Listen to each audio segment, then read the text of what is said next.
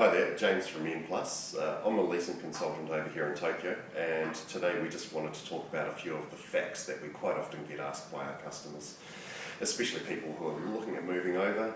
They really want to know what the upfront costs are, etc. of moving in. So we're going to go through these.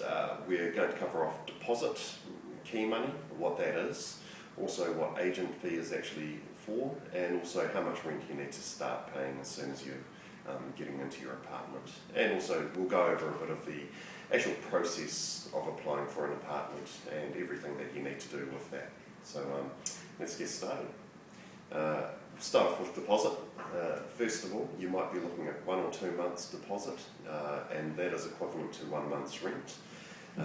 Also, when you start looking at bigger properties, higher budget, you can even look at up to 4 or 5 months rent. So these are some of the costs that do come up front. Now, with deposit, it's actually held there. It is refundable, so at the end of your tenancy, you will actually receive that money back. What they do is actually take out the cleaning fee. So you're looking at 1,000 to 1,500 yen, and that's for the cleaning fee per square metre. So if you're living in a 20-metre space, then you're looking at about 60,000 or 50 to 60,000 sort of fee for cleaning in that area. Also, any damage that does occur during your tenancy in that place will also be covered off in the deposit when they do the cleaning as well.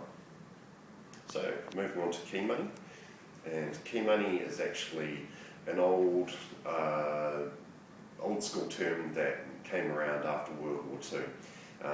What key money was about was a gratuity fee to make sure that the person who was moving into the apartment was taken care of by the landlord, and that an eye was kept out for their well-being while in the apartment. So this is quite a usual thing over here in Japan, especially in the rental area. So what also is recommended with this is that you may find that key money, although it's an expense up front, may actually work out cheaper, and you actually get a lot better range of apartments with key money as well. So when you look at that over a 2-year contract, it may actually work out cheaper to go into a place that is key money of 1 month or 2 months up front, have a slightly lower rent over the 2 years, and you may be better off at the end of the day for that. So the next thing that we're going to look at is agent fee.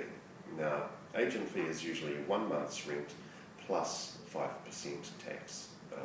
What this is it's to give, when you're using an agent, you can actually get into a lot more properties, you have a lot more range to look at and go through. Also with agents like ourselves, we have native English speakers who really help with the relocation. As anyone who's moved over here knows, it can be quite a difficult time when you first arrive, and everything's a big unknown. So we really do help with advising the best way to go about getting things done, getting your cell phone, what paperwork you need, how to achieve the things that you need to achieve in a short time frame. So we really focus on making sure that you get settled into Tokyo very quickly. We also provide a lot of service afterwards, i.e. if you need any advice on finding for example, a chiropractor for the likes of me, my sore necks, sleeping a bit odd. There's nothing better than being able to find the right person at the right time to be able to get that sort of stuff fixed. So the next thing that we have as far as upfront costs is rent. Now, when you move into a place, you're generally paying from the end of the month for the next month. So payment will be due on the last business working day, usually at the latest, but quite often it's due on the 25th of the month for the next period. So, for example, if we're moving in on March the 5th, we've actually got 26 days of March left, so that will be due.